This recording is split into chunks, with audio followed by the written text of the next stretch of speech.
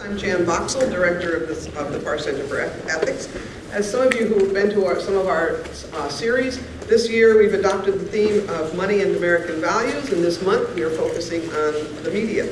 With the erosion of traditional business models and delivery systems for the news media industry has forced news outlets to find new and creative sources of revenue and increased journalists' reliance on digital media. We are honored to have from the School of Journalism and Mass Communication, Knight Chair in Journalism and Digital Media Economics, Penny Muse Abernathy, and Associate Professor Rhonda Gibson, who will discuss new questions for the Fourth Estate, ethical implications of the growth of digital media, which is up there.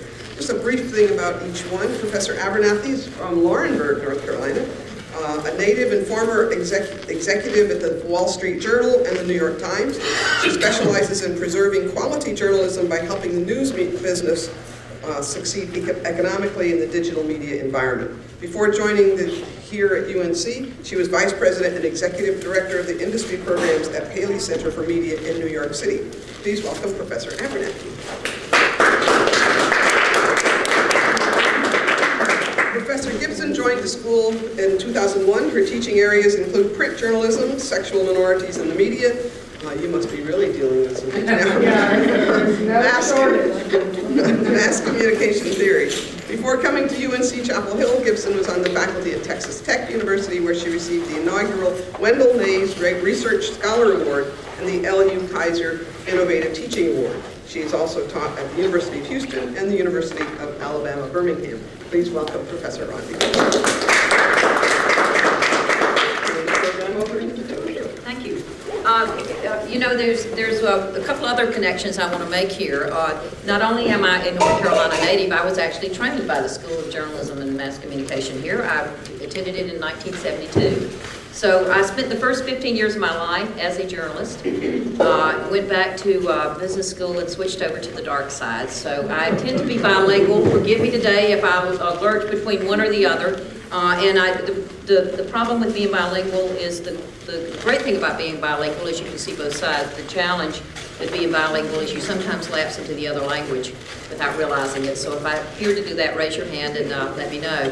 I wanted to kind of start the discussion by doing a brief history of what's going on economically and specifically in newspapers right now. The newspapers were the first to kind of really feel it. And begin to set up the discussion we're going to have later on what kind of ethical applications that has for the folks who are both running these enterprises as well as the folks who are trying to report and edit in these enterprises, and ultimately what that means for those of us who are consumers of news and information in this age.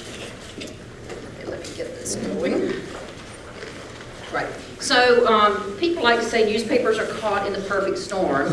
It's interesting, when I came back here 3.5 years ago, I always had to define what creative destruction is. I'm assuming now it's gotten back into the jargon sufficiently enough that most people know what it is.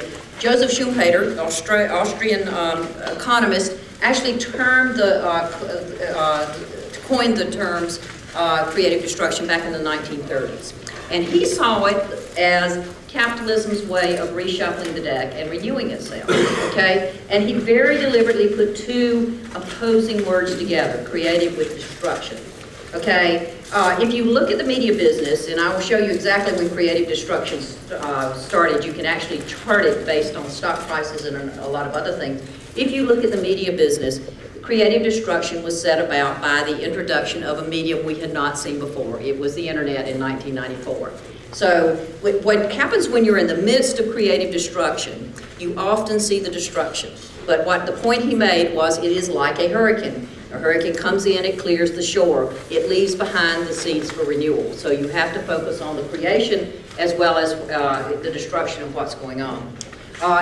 Just a quick note here, newspapers were 400 years old about 3 years ago, but they have really only been the newspapers we have known since the early 1800s. What happened then? Two things. You had the Industrial Revolution, brought a bunch of people into cities. You had a technological advance where presses could suddenly start printing up hundreds of thousands of copies of papers. So you got a group of people, you got a real incentive to get as much circulation as you can, because why? Advertisers want to start reaching people to sell goods to. So for 200 years, we've basically had an economic equation in which advertising supported the press. So and that's true whether you're talking about television, which is a 20th century introduction, radio, but especially with newspapers. So newspapers between 1800 and 1850 evolved from a economic model in which you paid, the consumer paid for the news that came in, to the notion that 85 to 90% of the revenues that came into the newspaper and all of the profits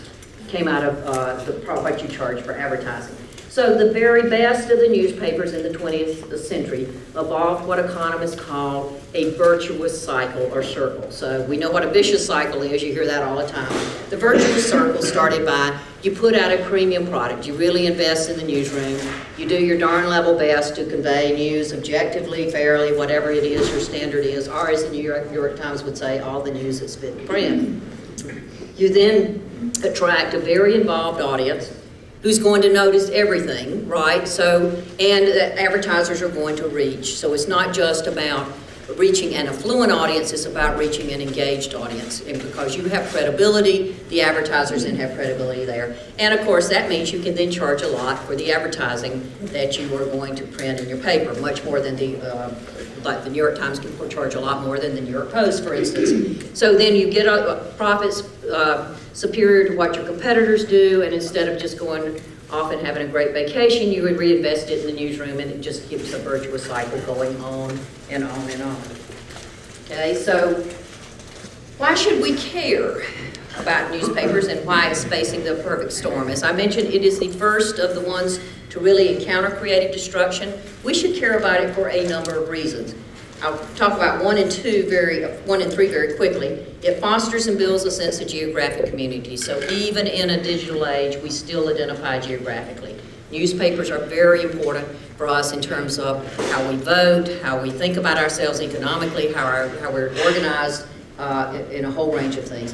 Third, it is good for capitalism too. We've been a marketplace where we brought consumers together and done it quite well, especially in geographic areas. But the second reason I want to talk about is the one that actually was articulated over at the journalism school back in the 1970s.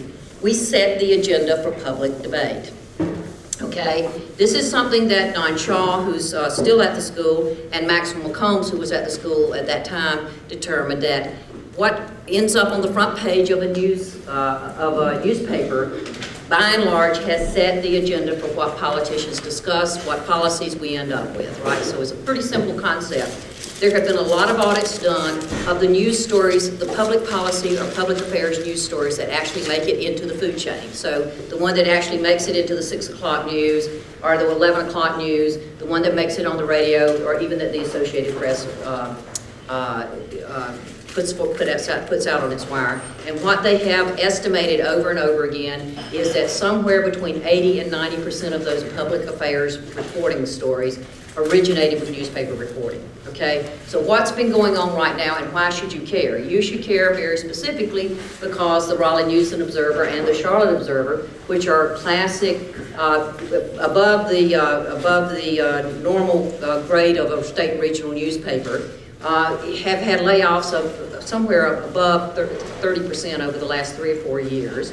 And the people who have been laid off have been most likely the reporters who were covering those public policy affairs reporting. So like environment, education, instead of having 4 education reporters now you have 1.5 maybe. They're not going to be able to do those kind of trend stories or the investigative look that goes behind that looks. The reason you should care about number 3 is because that was also done by Maxwell McCombs when he was here. It's something called the theory of relative constancy, okay? And the theory of relative constancy held that despite the entrance of radio, despite the entrance of television, a constant 2% of GDP went to advertising. So what does that mean? That means you're playing what economists call a zero-sum game, okay? They proved it in the 1970s. Lots of other academics approved it, and then of course the business world took it over and starts tracking it. So you see the amount of print advertising going down, down, down, down, down.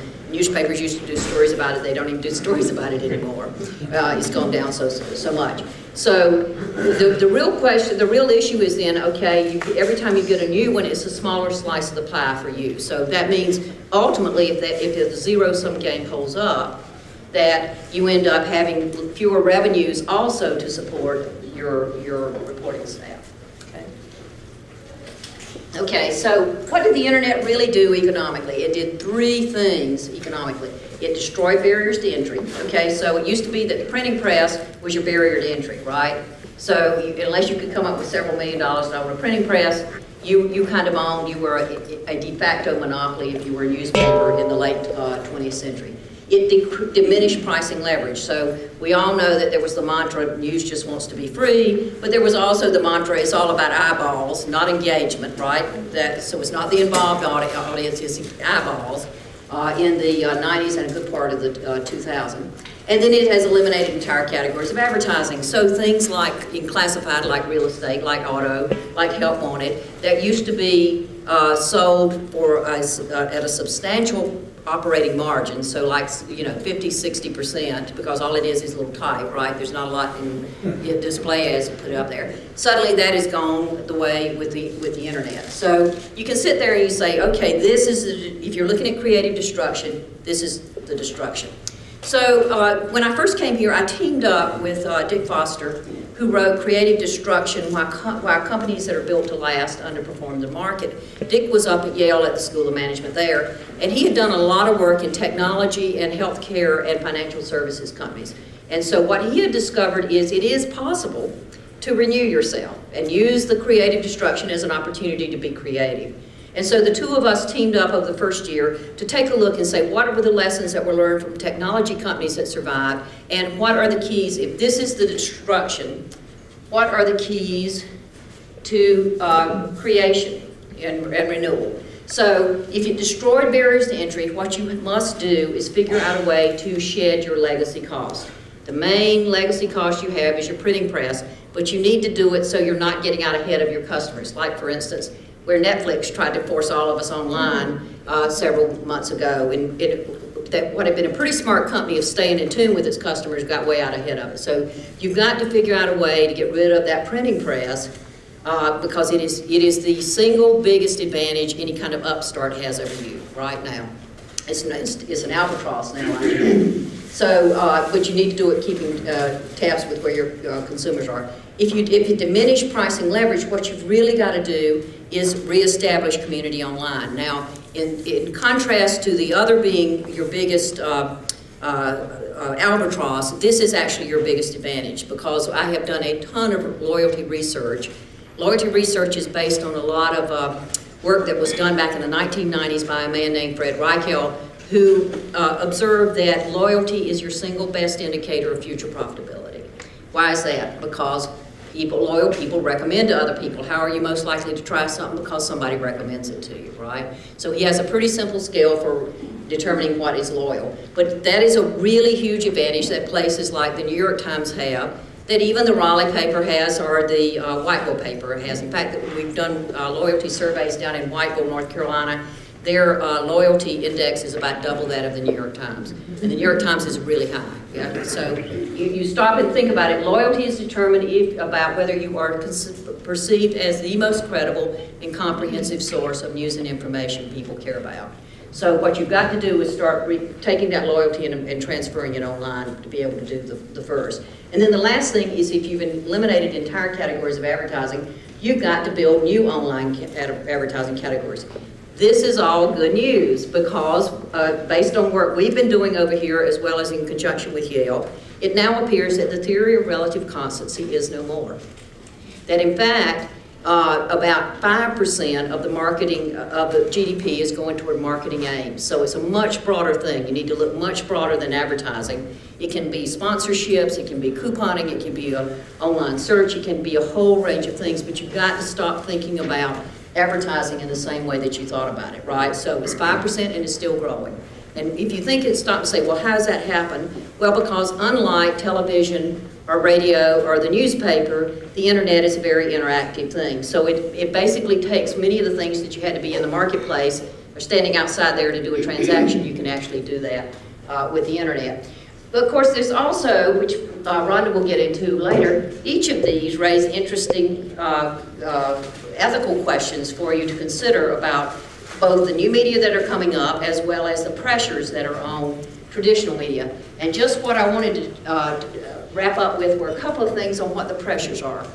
So one of the things that Dick Foster up at Yale has done is track how successful companies have made the transition during periods of immense disruption. And what he has calculated is that you have to change at least the speed of the S&P 500.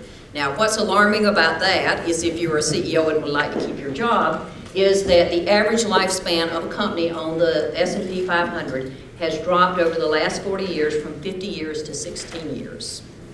So that means that you have to have a business model for transforming both your revenues and cost at a rate that averages 6% a year, or you need to kind of think about it in terms of I've got to either have 5 to 10% a year to stay ahead of that.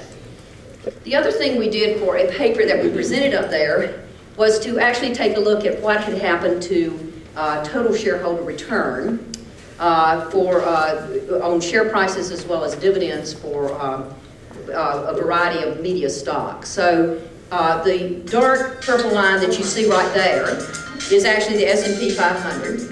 And the little dotted line at the top are media conglomerates like Time Warner, News Corp, the other. And then that dotted blue line are actually newspapers. They're newspaper companies like McClatchy, like the New York Times, like the Washington Post, like Knight Ridder before it was bought by the McClatchy chain. And if you have newspaper stock and you wonder why you feel so poor, take a look at what went on there in 2006. So when you start thinking about share price, what you tend to think about is that it makes you even feel poorer, right? You know, if you're going to be changing out your business model at the rate of 6% a year, you've got to be doing some investing. So what that did is basically eliminate the financial wherewithal to kind of plan ahead and think creatively about where you need to be investing to continue to do what you needed to do. The downfall of newspapers in 2006, it has only climbed slightly above that since then. The only media group that is actually, a media segment that has actually managed to almost mirror the S&P 500 are niche information providers. So that would be Reed Elsevier, that would be Bloomberg if it were public, that sort of thing. Now, why is that? Because they didn't have the legacy cost that they had to shed. They already had to jump on everything, so it was just about making sure the community stayed together and was rebuilt online. So the economic priorities for an industry in transition is first you've got to focus on creation, but you got to find the funds to do it, right? And that means following the money and your customers. So that means taking a much bigger look at the pie. So when I worked in newsrooms as a reporter, there was a Chinese wall, so between advertising and editorial. This is called, there are no ground rules right now for what that Chinese wall is. They're evolving beyond traditional advertising. And there are interesting opportunities that you have every day as an editor, as a publisher, to evaluate the risk of going into and pursuing some of this additional marketing revenue versus what you used to have on the advertising. And then we need to practice triage on where the information ecosystem is most at risk. And right now it's most at risk in the public affairs reporting. So that is the one you should be most concerned about. There are not business models to support that. Things tend to be very niche driven, so it's about, you know, lifestyle things that can be supported by recipes or other things. There just is not a business model when you disaggregate public affairs reporting out of that whole mishmash that was a newspaper that was brought to you. And then there finally been, the nice thing about it is the government and lots of foundations kind of wake up and say, boy, we got a problem here. And there have been two interesting reports that if you have not read, I would recommend at least the executive summary for you. Being a former reporter, I love to summarize 58-page reports into 3 bullet points. And the main points I would point out to you is, first, both of them are calling and talking about a real digital divide. And the digital divide is the broadband. So the Knight Commission came out first and called for the rolling out of broadband so that you have access to that. I would say, having dealt in Whiteville, as well as a couple of the rural counties here for the last 3 years on a research project funded by the McCormick Grant, a grad out of Chicago, that is a real issue. I mean, the digital divide and the information you can actually provide to people to be engaged citizens is of a real concern, especially when you get outside the city from that. So, and then the experimentation, the need to begin to experiment with new models and know what we're learning, because it's very hard at the height of the hurricane to know what you're actually learning about what the new business models are. And then finally, the one that I think we want to talk a lot about today, the real need for transparency of information, where it comes from, who funds it, who's funding the not-for-profit sites that are doing all this work, and how that relates back to engagement of citizens going forward. So the one thought I will leave you with, and then turn it over to Rhonda. Let's see. There you go. Great. This one's come from the economist Ellie Noam at Columbia. Lest any of us think, boy, it would be great to just get back to the good old days. The chances of that are, as he says, as an economist would say, absolutely nil. So, Rhonda. That's one thing for sure. All right, when I told my husband that Penny and I were doing this session, he says, oh, you've got the realist and the idealist. And so I don't know that it's that easy. I like to think that on an odd day I'm a realist, and I know Penny can mix idealism and realism too, but what I'm following with are the ethical implications. A discussion about it, not just I'm going to list them for you and then we go home or back to school or whatever, but discussion about what are the ethical implications, some positive ones, some not so positive ones, some that can be seen as a mix of the two, and see what you all think, and then maybe even some prediction for the future. One of the things I can't separate out, the slide says ethical implications of the financial changes, but you can't separate the financial changes from the technological changes. Technology has forced the financial landscape, the financial models to change, and the financial models being changed led to different uses in technology, and all of this intertwines with ethical implications, and so we can't isolate those. No need to isolate them though. Where I'm coming from today with the ethical guidelines I'm going to show you, one of the things, I teach a media ethics class. It's required of all of our undergraduate majors in the School of Journalism and Mass Communication.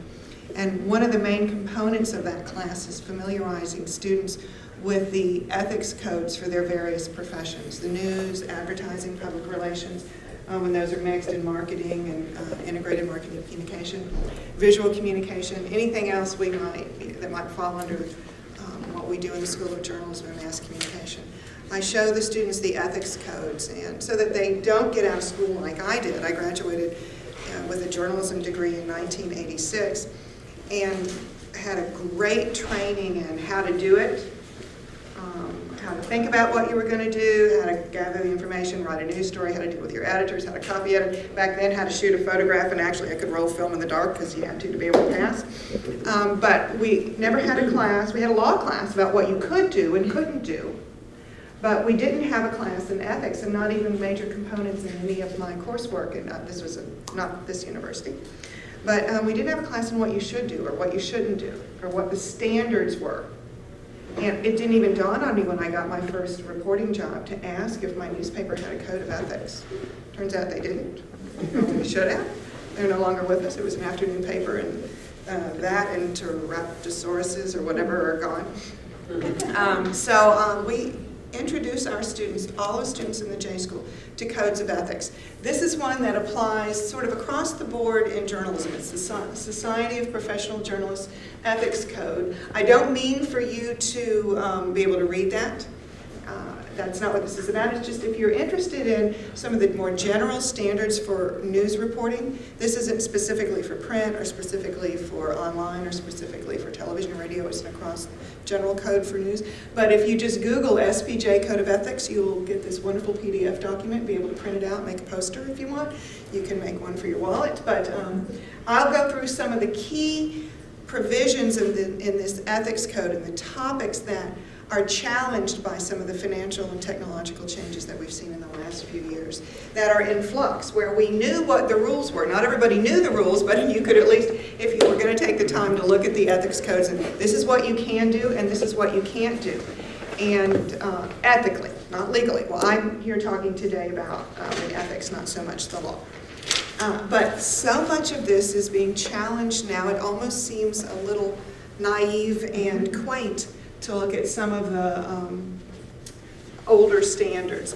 So one thing Penny mentioned that's a result of the financial changes and the technological changes is this wonderful thing, reduced barriers to entry. That is a noble thing in a democracy that values the marketplace of ideas and a diversity of voices and a diversity of viewpoints. Reduced barriers to entry is a feel-good idea that anyone who has something to say can publish that information. Publish doesn't mean in print anymore.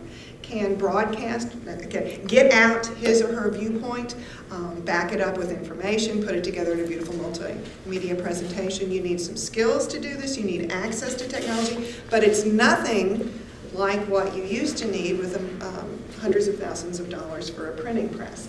And so anyone can be a journalist now in the sense of can put together information and make it available to the public. So reduced barriers to entry is one of the key changes that technology and financial models has given us. And so also news can originate anywhere. It does not have to be in just your major cities with your major daily newspapers, or it doesn't have to be in international bureaus where the Associated Press has, or international cities where the Associated Press has a bureau and has decided this is a place where news is going to come from, where now news can come from anywhere. And I think we've seen changes in how uprisings in the Middle East have occurred based on getting information out by something as simple as a smartphone, taking video and putting it up on the web immediately. And so there's a lot to be said for reduced barriers to entry. But there are also a lot of ethical concerns that are raised by this notion that anyone can be a journalist.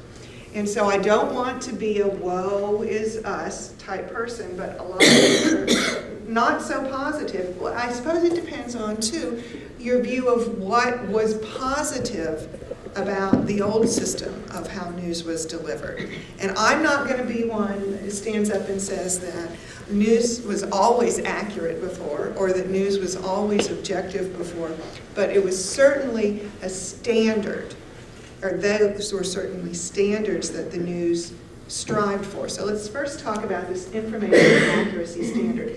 The SBJ Ethics Code, the first heading it has is accuracy, and this is the rule in the provision in the code. Test the accuracy of information from all sources and exercise care to avoid inadvertent error. And one of the things that reduced barriers to entry has done, in addition to financial models that don't allow for as many staffers at news organizations, it has reduced this focus, this emphasis on testing information for accuracy. Also, the immediacy of having either 24-hour news channels or 24-hour web presence has reduced the time that people have to verify accuracy. The main thing I see is just a reduction in staffers at your traditional news outlets, a reduction in staffers. So I believe we have a former copy editor in the house. Okay. And copy editors were this species whose job was not to create copy, but to verify the accuracy, fact check, along with edit and make it sound better, check numbers, check grammar, check everything. So it was a layer between the content creator, between the reporter, and in addition to other types of editors, between the reporter and the finished product, to verify the accuracy and just to make it all much more polished. Copy editors are almost endangered species because you can still create copy and create content without copy editors. And so those have been cut. Let me add this. I think, too, there's a dual thing. So not only are the Andes, the legendary Andes of the past, who were sitting there with the green shade looking over the thing gone, what you've also got, and I hear this constantly from friends who are still in the business, is that they feel like they're gerbils, content gerbils. there's such a pressure to get it out there and beat everybody else that there's even an internal pressure internally not to verify before it goes up. There's minimal verification of what goes up. So it is another issue, I think, ethically, even for people who are still working for the traditional outlets, that they've still got this internal pressure of getting it out there now too. We got to be digital. And I hear from students who are working that they've been told that they can eventually verify. Get your information up and then spend time verifying it, because it's so easy to correct something. Where if you worked for a paper that came out once a day, you couldn't correct it till the next day, and then they would put it in the corrections thing where you were listed, maybe not by name, by byline, but your mistake was in that horrid list you wanted to avoid on page 2A of mistakes we made, corrections. You avoided that. Well, a lot of times now corrections are done online without pointing out the correction. So there's less of this public shame of making a mistake. You can correct it more quickly. I suppose you can do that grammatically. Anyhow, I mean, that's a good thing. You want corrections to be made right away. You don't want incorrect information out there. So there's a plus to that, being able to make a correction immediately. The downside to it, though, I think, is that we've reduced some of the pain of making mistakes. And that reduces the upfront care given to material to verify accuracy. And also the idea of reduced barriers to entry means that people are playing the role of journalist and creating content and publishing it who have not been trained in how to verify information. It's not as easy as it sounds. We all know the idea that you should check and double check, but we have whole courses designed to teach students how to access information, how to verify information, how to document things, how to source it. And that's not just something anyone can do at a very high level without training or without at least some kind of instruction. It doesn't have to be a journalism degree. I think that's one thing we're seeing now is more online education and more certificate type programs where you're able to get some of these skills without going through a 4-year degree to do it and then on to a master's degree.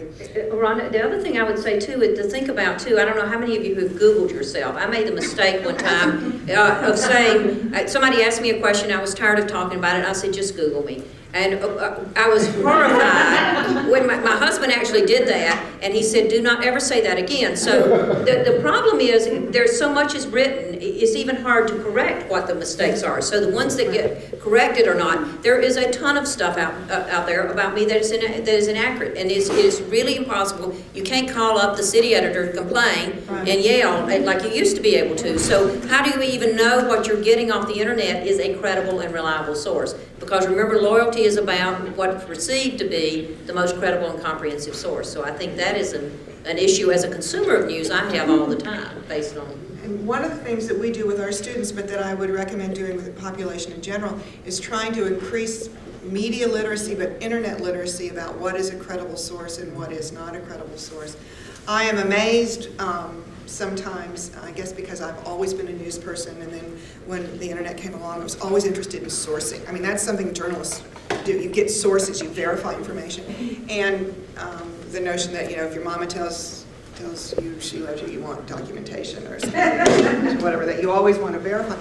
And so I've always been skeptical of what I see online because there isn't as clear a trail sometimes where the information is. But not everybody feels that way, that they are not necessarily willing to make distinctions about online information. Maybe sounds even a little elitist to suggest that we should, but media literacy, internet literacy, information literacy, not just being able to read it, but being able to determine what level of credibility it has, where the information came from. And it doesn't have to be so elitist that you only rely on, you know, a New York Times or CNN website. Some of you may be laughing at me for even suggesting you can rely on those. But that I asked my doctor not too long ago what she recommended online just for medical information, what she thought was credible and not credible. We had a 30-minute discussion about that. I took notes on that kind of thing because I'm not familiar with, you know, online medical sources at all. And so that kind of thing is one way to overcome or to try to deal with this ethical dilemma we're in, stemming from a lack of the news media's role in verifying accuracy. Gatekeepers in the past have played this role for us. Now, the gatekeeping role has been very controversial, always controversial in the idea that it's providing you with information, but making a determination on what information is important and what you should see. So the downside of the gatekeeping role has gone away with reduced barriers to entry. There's not this paternalistic, white male editor, and that's a cliche generalization, but saying, this is what you should see, you don't need to see this. On the other hand, the gatekeepers were highly trained information gatherers and information synthesizers, and those people aren't out there anymore. A lot of the aggregators now aren't even people, they're computer programs. And a lot of it is done based on interest and based on popularity. If a story gets a lot of hits and a lot of eyeballs, then it goes up in searches versus if it's more credible. There's not algorithms about it. If it's more credible and more valuable to you as a citizen, and so that's not built into the system yet. But I can imagine some enterprising doctoral student figuring out ways that we can, for those people who are willing to base their searches on credibility and past levels of accuracy and all of that, that we can build that into this technology on how do you get your information rather than you get everything that's about the Kardashians. And there can even be information about the Kardashians that's accurate, so if you want it, fine, just where are you getting it? That we can rank sites, not just liking them with a thumbs up, but some kind of hand signal or smiling or something that's based on accuracy. A track record with accuracy. And so that might be, going forward, some type of project that comes out of academia, but that can also be picked up by the marketplace. Our former Knight professor, Phil Meyer, did a lot of research showing that over the years, quality journalism had value for people. People were willing to spend time with it and pay for it. It isn't going to be in the form of newspapers on your driveway going forward.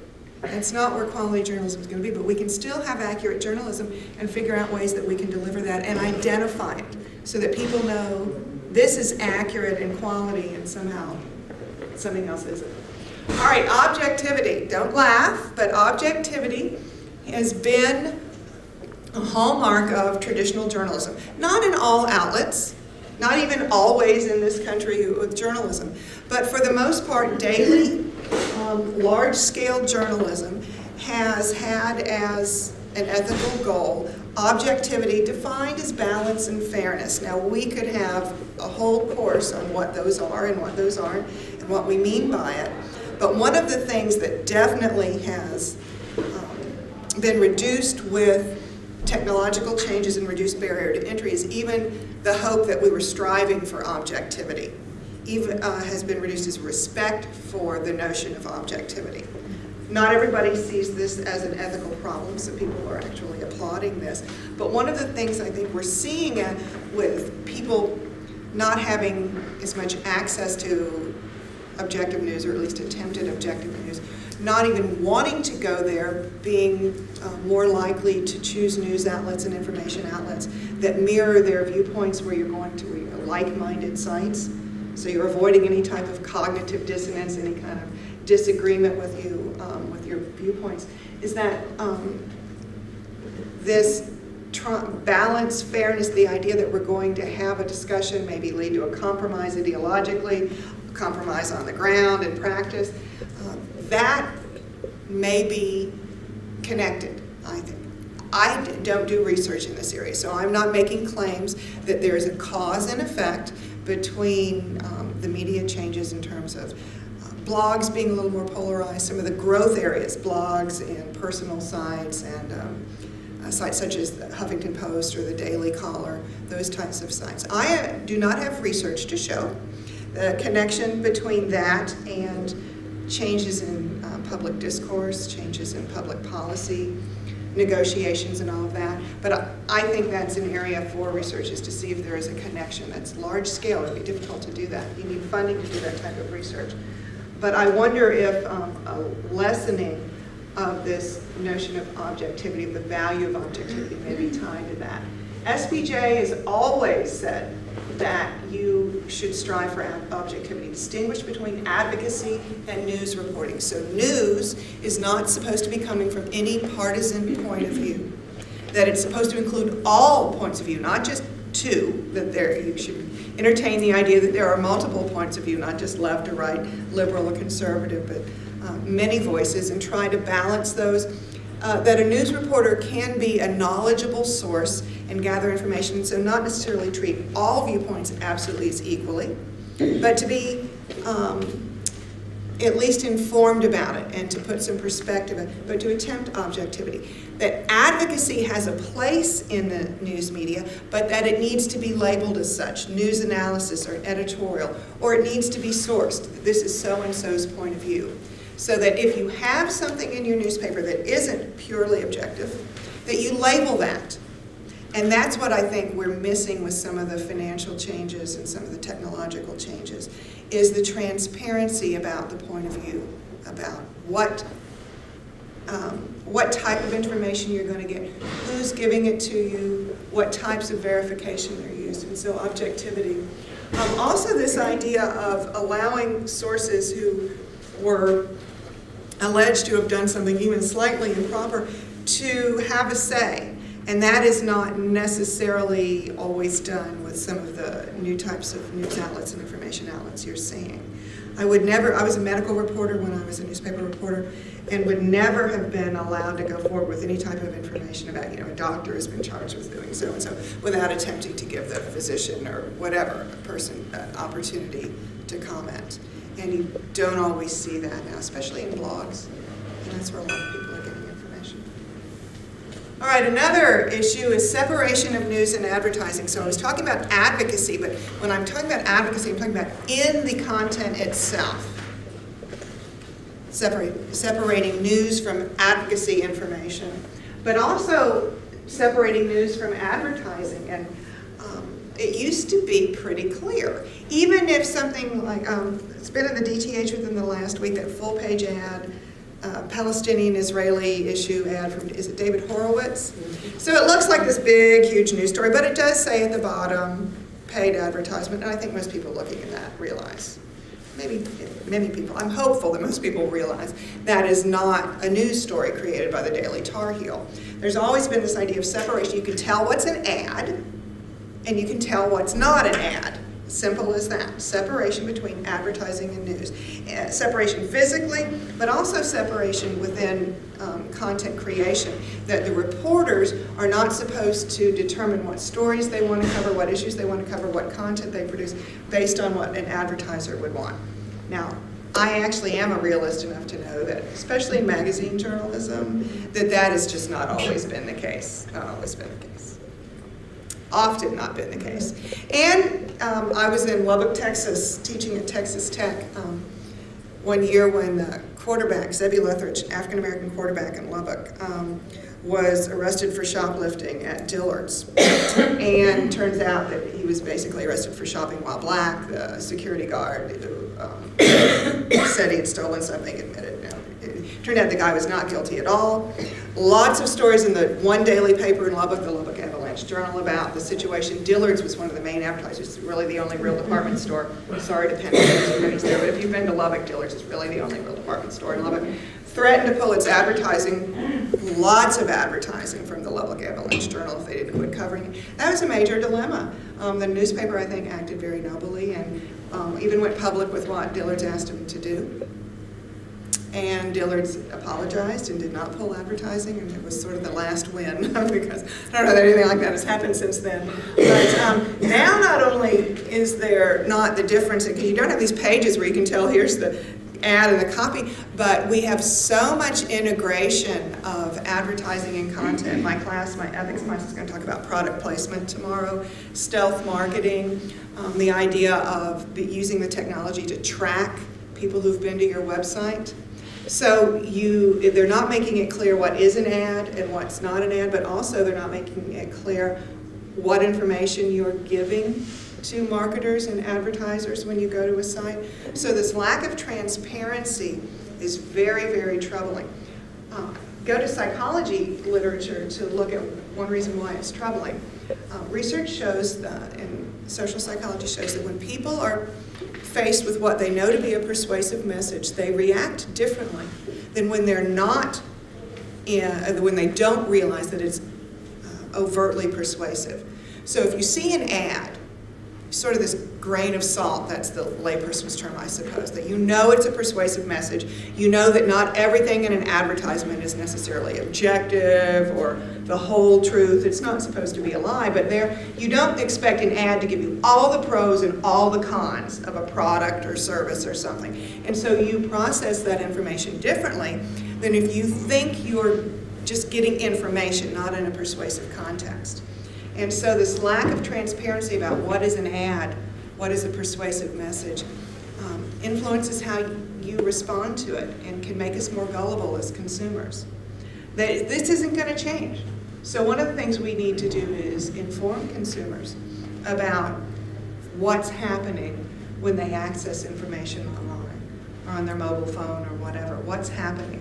What is persuasive about it, so that we talk about what product placement is, what product integration is, that we talk about that scripts are being written now to sell products as well as to entertain. It's not going to go away because we're TiVoing. We're TiVoing through traditional ads. We're not buying newspapers. We're not. The public will not stand for the traditional type of sitting through advertisement anymore. And so now we're getting advertisement integrated into our content. And so media literacy is important for people to understand that they're not so separate anymore. And I find that my students don't have as much of a problem with this, especially with product integration into content and all of that it doesn't bother. There are even drinking games around it. If you can spot product placement, I learn a lot from my undergraduates. If you can spot product placement, you can take a drink. We don't do that in class. That'd be interesting. Maybe an evening class for that. All right, conflicts of interest. The SPJ Ethics Code has always said, all ethics codes and news talk about avoiding conflicts of interest between the people producing the content and what is being produced. So that's where this mixing of advertising, the sales, the profit motive, and the information goal, mixing those without being transparent about it can lead to conflicts of interest. That you are always supposed to avoid any type of association that could challenge your objectivity. Insert snicker here. But recently NPR, I don't know if you've heard about NPR's let a couple folks go. One, I think, was an actual direct NPR staffer. One was more of an affiliated organization. I don't remember exactly. Anyhow, two women who were involved in the, well, one whose husband was hired to work for President Obama in a campaign position. Another one was involved in the Occupy Wall Street movement.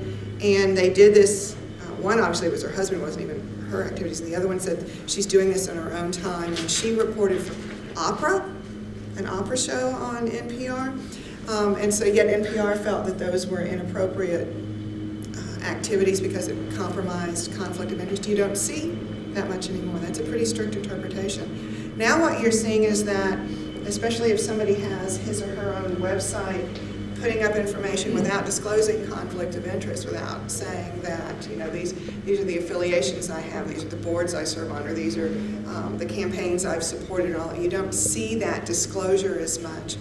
If we go to one blog, I think does an excellent job of disclosing anything. We've got a faculty member in the journalism school who focuses on business journalism. And is it still called Talking Biz? Business? I don't know. Chris Roush is the faculty member in the School of Journalism. He discloses any possible connection that funds from advertising on the site go to a business journalism organization. They don't go to him at all, that what groups he's a member of, what he's done in the past, everything. It's almost, you know, where I had lunch today kind of disclosure thing. And so I think that's wonderful, going out of your way so that someone reading this information knows who's providing it. It's not, I think, that we have to avoid, as content creators, we have to avoid any affiliation at all. It's just the disclosure and the transparency is important to let people know who you are and what your points of view might be. And this last thing, especially with blogs, we talk in my ethics class about mommy bloggers, but mommies are not the only offending bloggers, but taking products, free stuff, for positive reviews. There's nothing ethically wrong with reviewing products. And there's nothing wrong with bloggers trying to make a profit. There's maybe nothing wrong, up for debate, of taking free products as long as you disclose and as long as you're willing to honestly review a product. But then the question is, if you know you're going to get free stuff, if you review a product favorably and you know you're not likely to get free stuff, at least from that company, if you review a product unfavorably, then what does that do and how you think about that product? Even just being able to be honest with yourself about that. And so taking free stuff and not disclosing it is against this ethical guideline. Now, this is not a new issue. I worked in a newspaper where if we were hungry one day and forgot to bring lunch, we'd head over to the lifestyle section because they always had snacks given to them by some company. I remember one time a company started in Nashville where they did these big designer gourmet dipped apples. All the stuff they could put on a caramel apple, and they shipped 4 of them, and they're each apple, this was 20 years ago, cost $15 now, oh my gosh. I mean, made a whole meal off of one of those apples. And you would just go into the lifestyle section, there was always swag, right? Always stuff. That was unethical. Unethical in the sense that it could be unethical, if reporters allowed getting free stuff, and the idea of getting future free stuff, to influence their reporting. And so the lifestyle section eventually, in the newspaper I worked for, quit letting reporters have any of that. You could review it, but you could not end up with it. You couldn't eat it, so maybe you could take a slice, a bite of apple, but then it went to somebody else, or in the case of the apple, it went in the garbage can, just because of the notion of free from association. We could not take anything that cost more than $25. And so these rules for these news outlets, because there aren't news outlets as much anymore, and so these rules governing, ethical standards governing conflict of interest just aren't out there as much anymore. All right, so I think the key ingredient, the key issue going forward, thing that we can do, demand as a public, as content creators try to make sure we do, is transparency. Transparency. Not everybody agrees with the need for this, but it can't hurt. It's not going to hurt a consumer of information for them to have the information, the knowledge about how it was created, who created it, what the financial stakes were, what the connections were.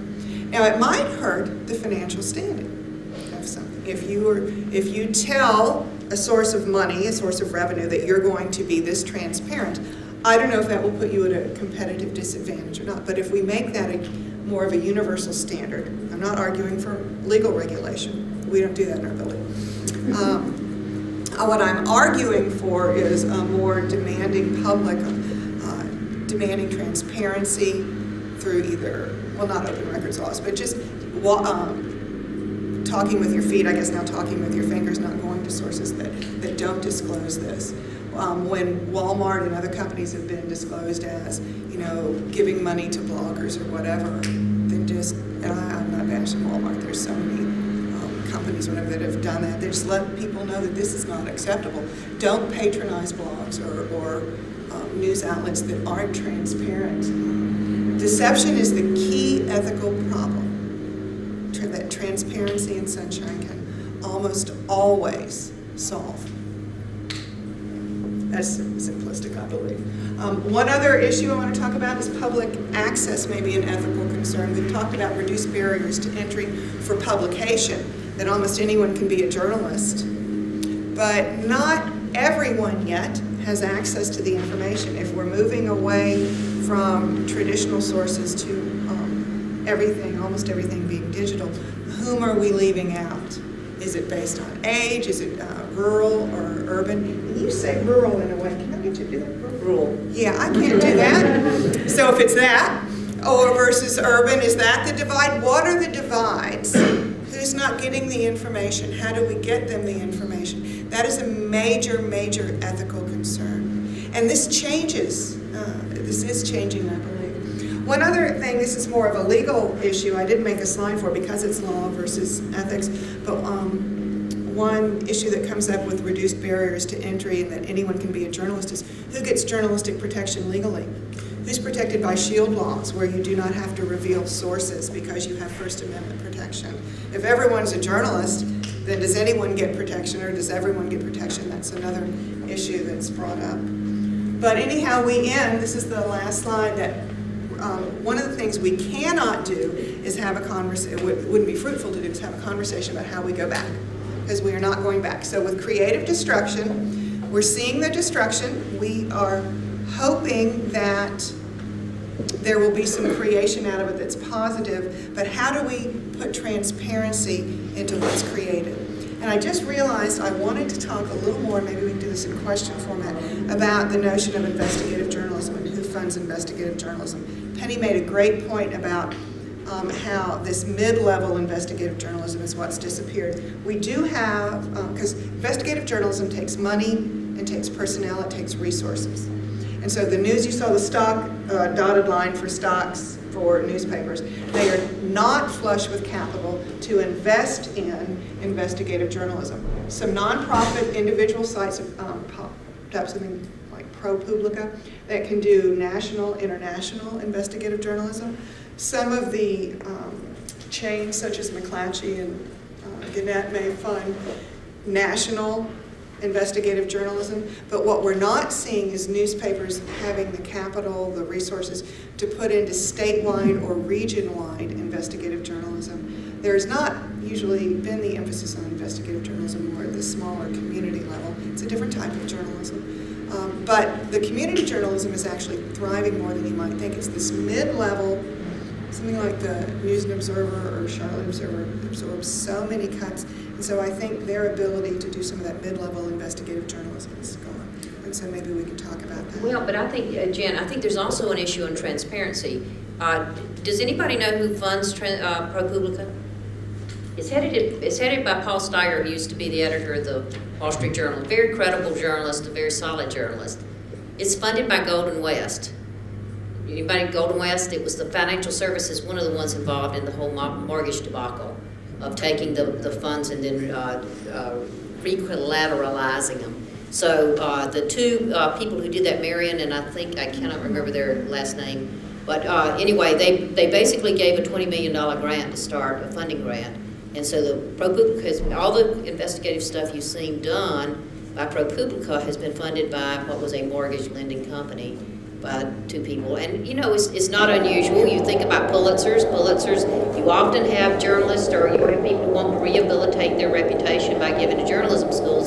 In this case, probably, I would say no more than 1% of the people who read stories that come out of ProPublica probably realize it came out of the mortgage debacle when these people exited right before the financial services groups by selling out. Sold to Wachovia, I think, actually, and from that money funded. Wachovia's gone, right? Wells Fargo? Yeah. All right, so questions? Anybody? Yes. And me and her are in a tibby as how to get this out. I've called one, and there's no more investigative journalists.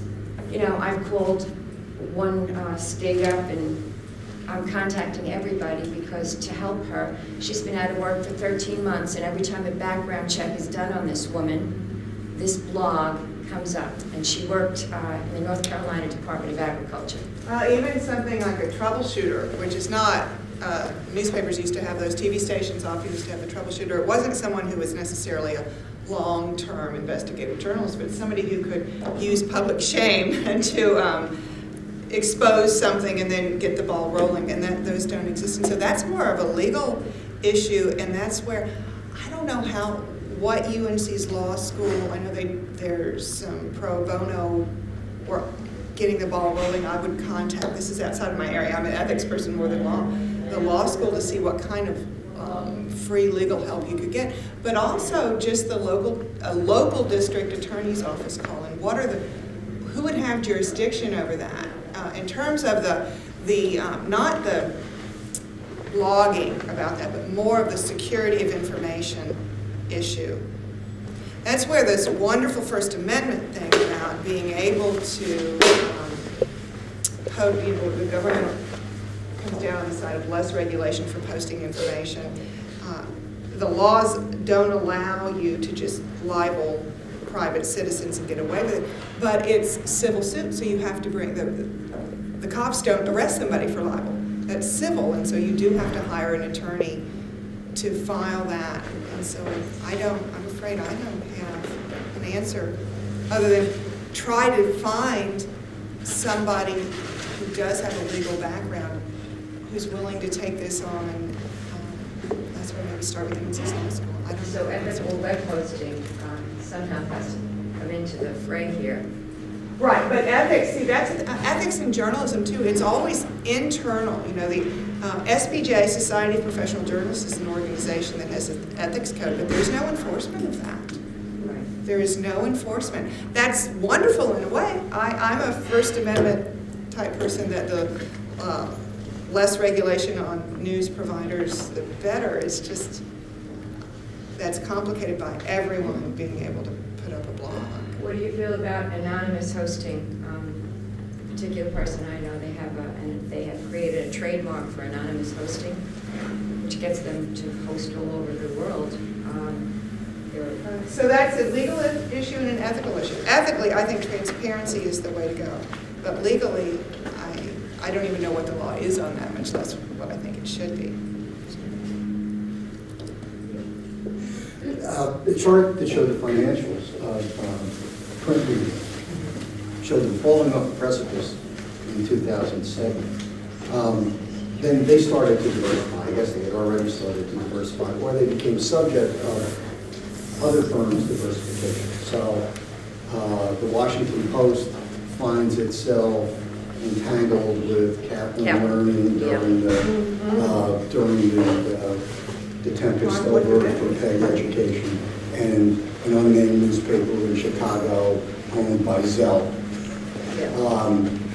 It owns, at one point, it owns like 6% of all the commercial real estate in Chicago, and the paper is writing about the mortgage crisis. Could you say a couple words about, it's not just influence from the outside, it's starting to become influence from the inside. Well, I don't know that it's starting to become. I think there have always been those issues. Yeah, no, I think I mean, hey, look at News Corp, look at Murdoch. I mean, look at Zuckerman, who owned U.S. News and World Reports. Again, I think it gets back to people who read, there have been lots of studies, people who read the New York Times understood it was owned by the Sulzbergers, who tended to be liberal-leaning. So you still look for fairness versus pure objectivity in what you read there. The same thing with the Wall Street Journal. It was, the Bancrofts were a little bit more conservative, but it's not what they write, but what they don't write. But you had some notion of expectation that they would try to cover it in a fair way. I think that is one of the issues. If you look at a Murdoch coming in from Australia through England, there's a very different notion of what is fair culturally with the way he came in. And I think, you know, they were purebred 20th century moguls here who would come up. They were fourth and fifth generations, so you knew what to expect. But it is not. I think that's a very valid point. If you look back at the 30s, you look at the 40s. You typically had media moguls who tried to push their viewpoints through. That's one of the reasons the Society for SPJ came up in the 1920s with their ethical code. So it is a 20th century invention. So we're actually going back to the 19th century in a lot of the ethics that we're looking at right now. It's the Wild West again from all that. Academe can come in too, because I don't know that everyone accesses this information, but there are a lot of books, a lot of academic pieces about who owns what and what is there, how framing studies looking at how they covered this issue versus another outlet covering that issue, and then what's not there. One of the most interesting talks I ever heard by an academic in this issue was, think if you're a homeless person, what's for you in the news? You know, versus someone with money. What is for you in the news? And because, you know, advertisers are looking for people with disposable income to buy products and services and all of that, and so, you know, but I don't know that that is necessarily a new issue. It's just, I think there's less transparency. Let me talk for just a minute, just 2 seconds, about the ethical issue you raised with the Post and Kaplan. And because right before this happened, every investment banker in the world liked to beat every newspaper company over the head with the fact, look how smart the Washington Post was. It bought Kaplan when it didn't know what it was getting, right? So Kaplan, the way Kaplan makes money is Kaplan basically does it the same way the gym around the corner does. They get you to pay your fee, they get you through these certification programs, It's not about completion rates, it's not about the amount of money they charged you. So it is a kind of upfront thing where they don't care whether you complete it or not. So there were lots of stories in the Wall Street Journal about that in 2004. To me, that would have posed a real ethical problem for the Wall Street Journal, given how I knew what the ethical standards were for them to have acquired that. And it didn't bother the Washington Post until 2 years ago, when now they're having to trot over to Capitol Hill all the time to have to testify on that. They were all too willing to kind of look the other way, and that's unfortunately been the problem, I think, with the media conglomerates too, regardless of what you're looking for. So they can own Kaplan, but when something starts to go south with Kaplan, the paper that needs to lead the charge in covering that needs to be the Washington Post. Good luck. I know, that's the idealist talking. So I have 2 quick comments and then a question. My first comment is about transparency. So from what I have seen from the psychological research on transparency, the only issue that transparency seems to solve is just taking care of the worry that somebody's hiding something. But it doesn't do a lot by way of mitigating the effects of conflict of interest. In fact, in many cases, when it comes to, for instance, doctors recommending drugs, what psychologists have found interestingly is that if the patients know about the doctor getting free stuff from that pharmaceutical company, they are more anxious about rejecting the offer because it seems to them that it would be too upfront. It would be like telling the doctor, you know, you've been influenced by this pharmaceutical company, and I'm telling you that I don't trust your judgment. And people are really just uncomfortable doing that. While if there is no disclosure and they just have doubt, they can come up with some other reason why they don't really want to go that route.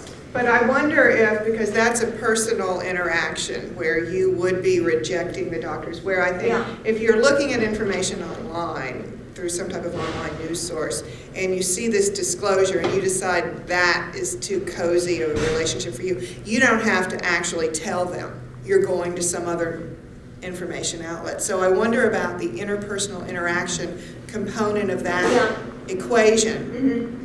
Where if it were an online doctor making this recommendation that who didn't know you, you didn't have to go visit and speak to and take your clothes off or whatever, that's pretty personal, especially if you have a long-term relationship with a doctor and all that. It could be, it looks like from what I have seen that it depends a lot on the kind of information that's being disclosed. So if the information suggests that the person is getting a lot of money from whomever, sometimes the way people react is, oh, this person must be really important if they are getting so much money. Right, and so there's credibility. I should go along with them.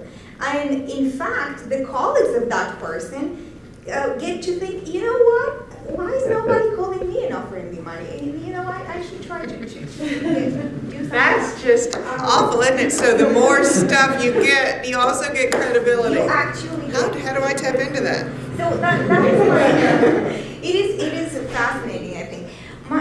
My second comment, which is related to my question, is about getting news in the digital media age versus the age with no computers. If I think of myself as a reader, I think my habits have changed in the following sense. I would now not rely on some credible reviewer to review a book for me. Instead, what I would do is I would go on the internet and look at all of the reviews, you know, the 5-star ones and the 1-star ones and the 3-star ones, and all of them would be articulating a perspective. But the objectivity is just the outcome of surveying all these different viewpoints. So now I don't have to wait for someone else to synthesize all these different viewpoints and offer one fair and balanced view. No, instead what happens is I do it for myself so long as I have access to all these different viewpoints. And that seems to me the big advantage actually of the media age, of making all these viewpoints accessible so easily to everyone. So my question is, if you have to say for yourself, when you were more informed, do you think that you are better informed now overall, or do you think that you were better informed before the digital? Depends on how much work you're willing to do. Yeah. Because when I could get a printed version of Consumer Reports about a product and I could trust them, I didn't have to go look for the 1-star and the 3-star and the 5-star. Yeah. Because that sounds easy, but it's not always that easy. Sometimes you find the 5-star, the 5-star, the 5-star, and you don't know if it was written, the company paid people, their staffers. We have interns, students who are interns who tell us that's a real common duty for an intern, is to go post positive reviews about something that they've never experienced. So I think before it was easier to be more informed because there were gatekeepers who did a lot of that work for you. I think now there's more information available, so if you have access to it, the time, but especially the knowledge, the ability to search and to be savvy, I think you can be more informed now. I'm not sure the average bear out there is more informed now, though. I just have some advice for the first person. You can ask Google to take away that page from the search results. You can also ask Google to de-index the entire blog. So. Oh, that's wonderful. So then you can build into. I'm sorry, as Google. For her. Oh, I see what you're saying. Yeah, like to take away the entire blog from the from the search engine, or you could just ask to take away the page. And is that something you can ask through an email, or how do you do that? I'm glad to learn. I guess you could type into the Google search results, maybe results search. I mean, I've done it several times, but just type in Google tool or something like that. That's a good idea. Yeah. I will work on that. Google really hates. Yeah, that's one thing is more negative publicity happens. These sites are making it easier for you to flag something. Yeah. Right. It's in their best interest to be more They'll look into that person, and they'll just basically probably remove all their blogs from. Okay, thank you so much. Yeah. We have time for some questions. You touched about newspapers have been with us 400 years. The internet started in the early 90s. How, in the short newspapers, how have the broadcast media, radio and TV, how have they come through this? And then looking out in the future, what's going to be next as far as disseminating info? I mean, does anybody have a crystal ball, or what is it going to be? And what are you asking for in terms of content, in terms of economic models, or what are you looking for? So economically, they have not felt, I mean, the newspapers have felt the full effects of creative destruction. They are next up. They are very much aware of that, and their real issue is getting paid for the content they create when you can get it on Hulu for free and a range of other things. So they're trying to really focus on that, the pay model for going through there. I think on a content notion, this is really the notion of convergence. And so again, you've got, I've always said all along, how are you going to be able to tell the difference in the website of the WRAL versus the NNO in 5 years? I mean, you really are looking for, journalists who can both convey a fair and accurate, a fair story and video, as well as on the in the written text and a whole graphics and a whole range of other things. We're asking for jack of all trades right now. So I think in terms of ethics, expands across the whole range of things. The same questions that are up here are going to be the same ones for it. Well, how have radio and broadcast media come through this pretty good money-wise, or are they struggling? They're okay for the moment because they still reach a mass audience. Right? It's still there's a smaller audience than they reached, but it's still the only game in town if you want to reach a mass audience with one message. Does that make sense? But they are very much aware they're next. I mean, so if you look at Isn't it analogous, the effect of cable news on broadcast news? Yes. Because the network news is just really shed audience. I mean, the NBC, ABC, and all of that, the legacy network news, much smaller audience. And then as a result, then they're putting fewer resources into producing that news, and it's losing somebody. They've shut bureaus and all of that. Although And just so, within the last quarter, there's kind of a turn where broadcast media has picked up a big share from cable 24-hour news. really, I wonder if that's because of some of the credibility issues. Some of it is just because of change, apparently. If you change anchor, you get short-term share. Right. Yeah, but still, I mean, the average age of CBS Evening News now is 64. But that's not where they make papers. Huh? NBC? CBS. So, but in younger, they're getting younger. That's interesting. That's one thing I polled my students, my undergraduate students, how many of y'all watch the evening news? And the snippets they see maybe on the Daily Show, but they don't. Thank you very, very much. Let's thank